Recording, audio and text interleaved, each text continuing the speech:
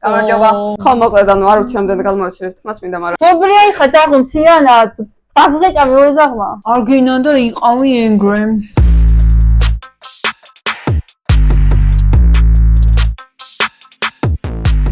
გამარჯობა. გამარჯობა. გიბრუნდებით მორიგი მუსიკალური კლიპის განხილვით. დალექე ვიდეო და გამოიწერე. მართალია ერთხელ ხსე ვართ, მაგრამ ჩვენ მეგობრები არ ვართ. სულში ჩამოვიდა. ანუ კატო. რას განვიხილავთ კონსა გაკვაცანი?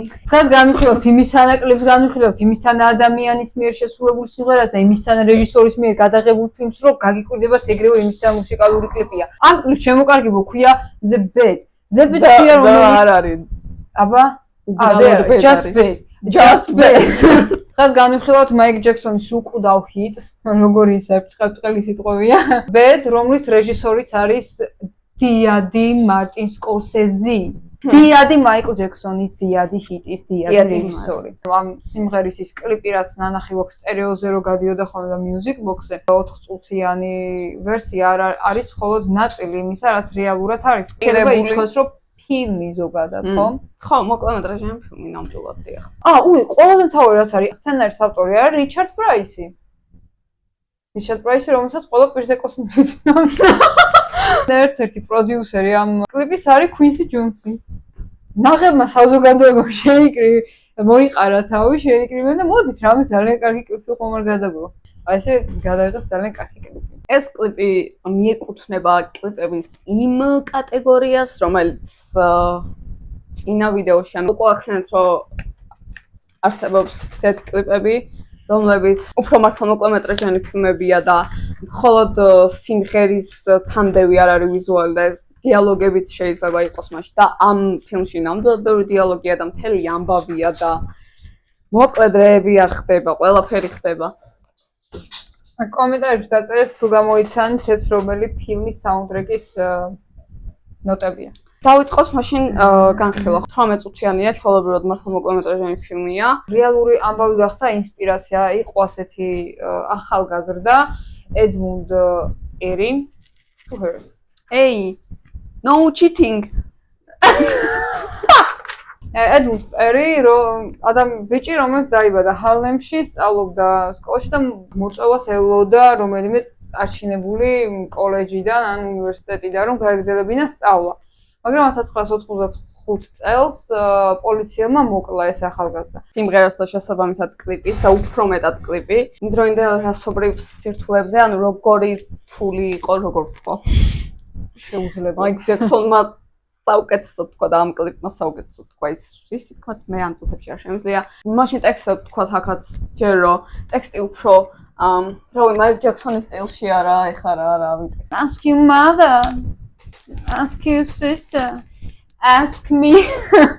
ვიგავი რატომ გადავწყვიტე X Factor-ში უნდა გავიდე?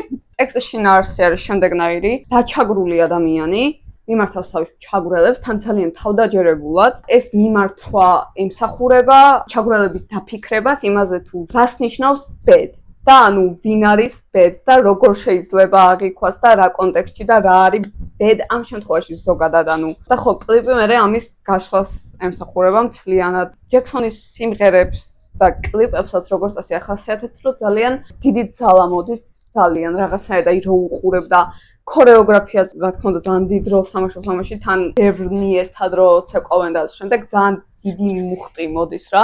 ჩემთვის ყველაზე ანუ ემოციურად გამორჩეული ნაწილი ტექსტიდან რაც არის და სადაც მიდის სიმღერა ბოლომდე ამოს თავის ათქმელს არის ეს მომენტი Your butt is mine. Your butt is mine. ხვალ ამ სოფლიო შეცვლა შეგვიძლია ეს ადგილი შეიძლება უკეთესი ყოფილიყო და რასაც მომოგ თუ არ მოგწონს მაშინ რატო არ მაწნავს სილას ეს მონაკვეთი მე მგონი ყველაზე კარგად ხსნის კლიპსაც სიმღერა თვითონ მიდის ამ სათქმევამდე კლიპში თვითონ ჯექსონის პერსონაჟის სირთულეები და შინაგანი დილემა ასე ვთქვათ რომ იყოს bed ისეთი როგორი ელიან რო უნდა იყოს თუ იყოს ის ვინც რეალურად არის უბრალოდ ანუ ადამიანი რომელსაც ისევე როგორც ნებისმიერ რა თქმა უნდა ანუ აქ რასობრივი თემა თამაშობს ძალიან დიდ როლს. თეთრკანიანების დამოკიდებულებაც ძალიან კარგად ჩანს. ის დიალოგი რამდენი თეთრკანიანია, შენი თამაკიო რა. ის რომ თეთრკანიანები არ აღიქვამდნენ იმ პერიოდში შავკანიანებს თანასწორუფლებიანად, ოღონდ უფრო პასიურ აგრესიულად შეფარული, განა ისეთი აშკარა რასიზმით, უბრალოდ რომ მიიჩნევდნენ, რომ რადგან შავკანიანი ჩემთან ერთად სწავლობს აქ და თან კარგად სწავლობს, როგორც აშკარად ჩანს ჯექსონის პერსონაჟის შემთხვევაში. ესე იგი, მე უნდა გამოვხატო ის, რომ მე მისი თამაში ვარ, იმიტომ რომ ეს ხომ მათთვის რაღაც ახალი მოვლენა. მეორე მხარეს არის შავკანიანების მოლოდინები ჯექსონის პერსონაჟისგან, რომ უნდა იყოს ის სტერეოტიპული შავკანიანი რაც რეალურად თეთრკანიანების ხედვიდან გამომდინარეა ეგ ტიპაჟით შექმნილი. თეთრკანიანების ხედვის შედეგია ის ტიპაჟიც, რასაც ამ კლიპში ვხედავთ და რაც რეალურადაც იყო, იმიტომ რომ ამ დისკრიმინაციამ და ამ ყველაფერმა და როცა გეუნებიან ძალიან ბევრჯერ რომ მოკლედ ხეს რო უთხრა რომ ხმელი ხარ რომ მართლა გახმობთ როგორ არის ხეს შეძახილი გაახმობსო რაღაც ეგეთი რაღაც მოკლედ რომ ანუ ხო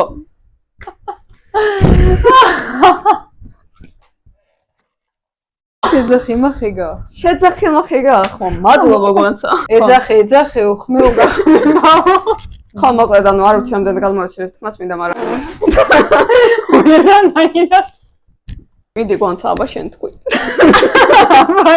ჩემს შეფასება არ არის უბრალოდ ვეთახავ რასობრივ კლასობრივი დინამიკა ძირს უთხრის ინდივიდის თვით რეალიზაციას ყველაზე ზუსტი შეფასება არის თუ ასე მოკლედ რამის თქმა შეგვიძლია როგორ არის ეს კიდე სხვა ამბავია იმიტომ რომ უბრალოდ მნიშვნელოვანი საკითხი მნიშვნელოვანი პრობლემა რაც იყო მხოლოდ ეს არ კმარა შენახსენე მე მგონი ხო დასაწყისში რომ სიმღერაში კიდე იმდენად კარგად არ ჩანს როგორც კლიპში ეს კლიპში ძალიან მაგრად არის ნაჩვენები თვითონ ის ტკივილი და წუხილი რომ თითქოს არც ერთ მხარეს ნუ ჯერ მხარეებად რო არის დაყოფილი რომ თეთრკანიანების სამყარო და ნუ მეორე სამყარო არის ეს სადაც ბრუნდება სახლში და ძალიან კარგად ჩანს ეგ მხარეები როგორ არის დაყოფილი და როგორ თითქოს გაჭედილია ეს ადამიანი შუაში და არც ერთი მხარე ბოლომდე არ იღებს და ეს არის ამ პერსონაჟის თავარი წუხილი შინაგანი ტკივილი რომ არ ეკუთვნის თითქოს არც ერთ მხარეს იმიტომ რომ ორივე მხარე რაღაც სტერეოტიპულად რაღაც ჩარჩოებში ხედავს და ძალიან მართალი ფრაზაა რომ ინდივიდს უკარგავს ჯერ ხო ზოგადად ძალიან რთულია რომ ერთ სტერეოტიპში მოქცევაც კი და როცა ორივე მხარეს სხვადასხვა სტერეოტიპები რაღაც ესე გაწყვება და განადგურებს ძალიან რთული სიტუაციაა რა და ამ კლიპში ძალიან კარგად არის ნაჩვენები. მაშინ ახლა უკვე გადავართ უშუალოდ აი რეჟისორს რაც შეეხება. მოკლემეტრაჟიანი ფილმი გადაიღო ფაქტობრივად სკორსეზე, მაგრამ აი ყოველ მომენტში სანამ იმ 4 წუთიან სინგლს ჩასვამდა, ყოველ მომენტში მაინც არ გაკარგვინებს იმის შეგრძნებას, რომ ეს არის მუსიკალური ვიდეო. ერთ-ერთი ყველაზე მეტად რაც მე სიამოვნა იყო ეს დილერის გამოჩენა და მუსიკა როგორ ირთვება. აი ძალიან მაგრა შემოდის რა კი მართალია ის თემა სხვანაირია და ეს მუსიკალური თემა სხვანაირია მაგრამ ან მაგ არ ქნეშობა მთავარი ის არის რომ იმ ფილმთან ერთად რასაც აკეთებს სკორსეზი ამის შეგრძნებას არ გაკარგვინებს და ძალიან მაგარი ეგ ძალიან მომეწონა რამდენჯერმე არის გაკეთებული მთავარი ხო ეს სინგლი არის ხო ამ მუსიკალური 4 წუთის გამო გადაიღო მთლიანი ეს ფილმი და აი ესეთი რაღაცებს ძალიან დიდ ყურადღებას ვაქცევ და ძალიან მიყვარს ასეთი რაღაცები ფრაზა მთლიანი რაც სიმღერაშია რომ who's bad რომელიც მილიონჯერ არის გამეორებული როგორ შემოდის თვითონ სიმღერამდე პერსონაჟი რო ეკითხება are you bad და ოღონ ისეთ სიტუაციაში რომ ძალიან აი ხელოვნურობის ნიშანი არ აქვს საერთოდ იმიტომ რომ ზოგჯერ არის ხოლმე რა აი არ მხოლოდ კლიპებში, მაგრამ კარგი აქვს მხოლოდ მუსიკალურ ვიდეოებზე ვისაუბროთ. მანდაც რაღაც ისე შემოდის ხოლმე, რომ უხერხულობა რო გიჩნდება, იმიტომ რომ ძალიან ისეა და მიუზიკლივით არის რა ესეთი სახის მუსიკალური ვიდეოები და ანუ ეგ უხერხულობას მიუზიკლებში ხო ეგრეა რეალურად, რომ კარგად გაკეთებულ მიუზიკში ჩვეულებრივი სცენიდან, რეალისტური სცენიდან მუსიკაზე გადასვლა არ არის უხერხული, მაგრამ არის ძალიან ბევრი მიუზიკლი ვიცის, რომლებშიც ანუ აი ძალიან თვალების დახუჭვა და ის რო გინდება, რომ უბრალოდ ხო და აქ ზუსტად ნამდვილად ან მართლა ძალიან ბუნებრივად არის. მაიკლ ჯექსონის უნიკალურობა და ნიჭის უსაზღვრობა, რომ ყველგან ჩანს ყოველთვის, როგორც მსახიობიც ძალიან მაგარი იყო აშკარად, იმიტომ რომ აი ეს ფრაზა, რაც ერთ-ერთი ყველაზე გადამწყვეტია და რაც ბუნებრივ შეგრძნებას გიტოვებს იმისა, რომ აი როგორ გარდაიქმნა ეს ჩაგრული ტიპი ადამიანად, რომელიც სხვას ასწავლის, რა არის სწორი და რა არასწორი. როცა ეუბნება, რომ შენ ცუდი კი არა, შენ არაფერი ხარ. თავიდან რომ დაიწყო კლიპი და ანუ ფერები ხო რა თქმა უნდა ანუ ძალიან არც ჩავთეთრი არ არის რაღაც აი უხმა კინოში რო იყო ხოლმე ფილტრები რაღაცა ეგეთი მოცის პროფერია დაახლოებით რა შავთეთრზე უკეთესად მუშაობს იმისთვის რისი ჩვენებაც უნდა ძალიან ეფექტურად არის გაკეთებული შემდეგ ფერად ნაწილზე გადასვლა რომელიც არის უშუალოდ ის მუსიკალური ნაწილი და ქორეოგრაფიული ნაწილი და მართლა ძალიან დიდი მუხტი ძალაუფლება ყველაფერი მოდის და მე როცა ისე უბრუნდება ამ უფერულ სამყაროს თითქოს გადაიხსნა ეს ადამიანი გვაჩვენა მისი შინაგანი ფერადი სამყარო და ის გვაჩვენა რომ ზუსტად ამ ინდივიდის ჩაკვლას ცდილობს ეს სტერეოტიპული გარემო ეს გარემო რომელიც ცდილობს რომ რაღაც ჩარჩოებში მოაქციოს ეს ადამიანი რაღაცნაირად შეზღუდოს ორივე მხარემ და ეგ ჩანს ანუ ეგ არის ნაჩვენები ძალიან მაგრად რეალურად რომ ყველა ესეც ადამიანში რომლის შეზღუდვასაც ცდილობდა საზოგადოება და ზოგ შემთხვევაში დღემდე ცდილობს იმიტომ რომ რასიზმი და ნებისმიერი ესეთი პრობლემა, რა თქმა უნდა, არავის არ გონია რომ ამოწურულია, დღესაც არის. და აქედან გამომდინარე, ზოგადად ძალიან აქტუალურია და შეგვიძლია განვაზოგადოთ კიდეც, რომ საზოგადოება ხშირად შეიძლება გაცნობიერებულად, შეიძლება გაუცნობიერებლად ცდილობს ადამიანში იმ სიფერადის და იმ უნიკალურობის და იმ ინდივიდის ჩაკვლას, რაც გვაქცევს ჩვენ რეალურად უნიკალურ ადამიანებად. რადგან ანუ ამ კლიპში იდენტობის ძიებაც თამდევი ხრობითი ხაზია შეიძლება უფრო ფარული და დამალული ამ ორ მხარეს შორის გაჭედილ ადამიანის ამბავში, მაგრამ მაინც რა თქმა უნდა ძალიან მნიშვნელოვანი ნაწილია და ეგ ვიზუალურად მეგონი მაგას ქვია ზამთრის შავთეთრი. შავთეთრ ფილტრზე უფრო ცივია. მაქსიცივეს აქ დანიშნულება აქ თავისი ამ სათქმეში ზუსტად იმიტომ რომ უბრალოდ უფერული კი არ არის სამყარო, ძალიან ცივი და რაღაც გაუცხოებული არის რა. გაუცხოებულია იმ სიცოცხლისთვის, რომელიც მასში არსებობს ამ შემთხვევაში ეს ადამიანები.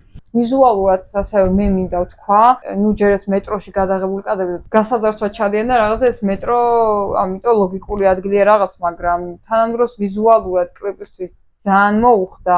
არ მხოლოდ იმ ქორეოგრაფიას რაც არის ნაჩვენები, ეგ გარემო ძალიან კარგადაა გამოყენებული, აი რატო ამ საყრდენი კედლებთან რო იმალებიან და როგორ გამოდიან და ეს მონტაჟით ერთმანეთზე როგორ არის გადაბმული ეს გამოსვლები, რაღაც ძალიან თვალსასეირო არის და პლუს ამას მე ის რო ემატება რომ უკვე ამ გაფერადებულ სამყაროში ჯექსონის პერსონაჟის სამყაროში იგივე მეორდება, მაგრამ სრულიად სხვა დანიშნულებით. პირველ შემთხვევაში რომ დამალულები არიან, იმიტომ რომ გამოძვრნენ და დანაშაული ჩაიდინონ და ამ შემთხვევაში ამ ციფერადეში რო გამოდიან, იმიტომ რომ საკუთარი თავი გამოაჩინონ, ანუ გამოთავისუფლდნენ. ეს კლიპი ძალიან მიყვარს და როგორც მახსოვს არის ასეთი სკორსეზეს ფოტო რო არის, ეგ ხო ვიცი. და როგორც მახსოვს, თავი იმიტომ ჩასვა სკორსეზემ, რომ ეს ის პერიოდია, როდესაც სკორსეზე მუშაობს ქრისტეს ვნებანზე. ყველამ ვიცით, მე მგონი რა ამბები მოყვა მაგ ფილმის გამოსვლას და ნუ ამ გაასწორეს ხო და ეს სოყორელი ბუნჩულა კაცი. ხდებოდ განვიხილოთ ჩვენ. არ არის პროფესიული იქნება. და აი თავით რო ჩასვა, ეს ასევე ძალიან კარგი ნაბიჯი იყო. მაგალითების მოყვანა როცა სხვაზე საუბრობ, რაღაც უფრო მარტივია თითქოს, მაგრამ უკვე საკუთარ თავზე რო შეგიძლია ამის გადატანა, თავისუფლად მით უმეტეს ასე ფართო საზოგადოებისთვის, თან ამით ისიც ანახა, რომ ზუსტად ეს განზოგადება რო ის საკითხი, პრობლემა რაც არის, უფრო ანზოგადებ. მაშინ უცებ თვითონ ჯექსონის პერსონაჟსაც აღნიშნავ, ან მსახიობურ ნაწილზე აღნიშნავ, იმიტომ რომ გარდა იმისა, რა თქმა უნდა, ფერებში არის განსხვავება და ასე შემდეგ ტიპაჟშიც არის განსხვავება, ძალიან დიდი გარდასახვაა, იმიტომ რომ თითქოს მართლა ხედავთ ამ ადამიანის შინაგან სამყაროს, სადაც არის სრულიად თავისუფალი, სრულიად თავდაჯერებული, ყველანაირ თვითგამოხატვის უნარი აქვს. ზოგადად ხო ადამიანები ეგრე ვართ რა, ხშირად კი არა, თითქმის 24/7-ზე თამაშობთ სხვისთვის რაღაც როლს. და ყველაზე მართლები და ყველაზე თავისუფლები ვართ ჩვენ შინაგან სამყაროში რა. ეგეთი მართლები არასდროს არ ვართ სხვა შემთხვევაში ალბათ. ზუსტად ეგ არის აქაც ნაჩვენები რა, ანუ ის ორი მაიკლ ჯექსონია თითქოს, ერთი ის ვინც ამ დამატებით ფილმში ასრულებს და ერთი ის ვინც ვინც ვიცით რომ მაიკლ ჯექსონი არის. შეიძლება ეგეც ხელოვნური ყოფილიყო, ახლა მაიკლ ჯექსონი მაინც ანუ სახიობი არ არის, ხო? და ანუ ძალიან რთული რაღაცა ეგეთი გარდასახვა, მით უმეტეს მოკლემეტრაჟიან ფილმში, მით უმეტეს მუსიკალურ კლიპში და რა ვიცი, ძალიან კარგად გავრცვა მაგას თავი. ვაღიაროთ ახლა ყველა თავისი საყვარელი იყოს ალბათ არტისტი, მაგრამ ჯექსონისნაირი მოვლენა, აი მაგხელა მასშტაბი არასდროს არავის არ ქონია მუსიკალურ სამყაროში. როგორც ჩარლი ჩაპლინი არის კინემატოგრაფში, ჩარლი უყვარდათ ისეთ ქვეყნებში, სადაც იესოს არსებობის შესახებ არ გაუგიათო. ეგეთი იყო ჯექსონიც რა. მე ჩვეულებრივი ადამიანი რო ვარ და ჯექსონისთვის როგორი არის, რომ ცხოვრო ასე რაღაც გაყოფილმა ფაქტობრივად, ხო? ორმაგიის აქ რა, რო შეხედო, რომ ერთი ჩვეულებრივად როგორც არის და მისთვის ეს სიმღერა რა იყო და თავისი მუსიკალური შემოქმედება რა იყო, თითქოს აქ ისის ჩანს თავის საყვარელ საქმეს რო აკეთებს, რომელსაც ამდენი რაღაცა შეწირა და ამხელავს ხვერპლი აქ მისთვის გაღებული ძალით თუ ნებით, ამ ხრივ გამოთავისუფლებაც შეგვიძლია გადავიტანოთ. ეგ რამდენად იყო ჩადებული არ იყო ეს ახლა სხვა საკითხია, მაგრამ რაღაც ეგრეც, რავი, გინარგინა ადამიანმა შეიძლება აღიქვა ეგრე რა. თითქოს იმას გვასწავლის, რომ როცა დავინახავთ ვიღაც ესეთ ჩუმს, მორწს ან რაღაც სხვანაირ ტიპს, შეიძლება თითქოს ისეთ შეხედულებაა ხოლმე, რომ ანუ ან რაღაც უინტერესოა, რამხელა სიფერადე და რამხელა შინაგანი მუხტი და სამყარო აქვს, რაც დავინახეთ ამ კლიპში. და ამიტომ თითქოს ხო, ანუ მაგის ერთგვარი მოძღვრებას, კარგი გაგებით მოძღვრებას არის, რომ ერთი შეხედვით ეგრე არ უნდა განსაჯოთ არასდროს არავინ, იმიტომ რომ ყველა ადამიანს აქვს ასეთი შინაგანი სამყარო. და არ აქვს მნიშვნელობა ავლენს, არ ავლენს, თავარია რომ არსებობს. გენიალური არის ყველაფრით ეს კლიპი, მარტო სახელდაგვარებით არის გენიალური და ბევრად უფრო აღემატება ჩვეულებრივ მუსიკალურ კლიპს. ანუ ჯექსონი არის ადამიანი, რომელმაც შექმნა ჩემი ყველა შემთხვევაში და ბევრის ბავშვობა და 5 წელს რო ვიყავი ხა ასეთ რაღაცებს რო არ ფიქრობდი ამ კლიპს რო უყურებდი, გასაგებია ალბათ ყველა ხვდებით, მაგრამ აი რაღაცით ხო მიჭერდა, რაღაცით ხო მაიძულებდა რომ მეყურებინა რაღაც, იმიტომ რომ გინდა არ გინდა, როცა ხარ ადამიანი, ხარ მოაზროვნე, გასაგებია რომ 5 წლის მოაზროვნე სხვა არის და 25 წლის სხვა არის და 45 წლის სხვა არის, მაგრამ რაღაცას განახებს და ის ილექება შენს გონებაში, რაღაცნაირად ახერხებს რომ დაგიჭიროს და ყურადღება მიიქციოს. სულ ეს იყო ხელისთვის. გიყვარდეთ ჯექსონი, გამოიწერეთ გიყვარდეთ სკორსეზი. მადლობა ყურებისათვის და გამოგვიწერეთ.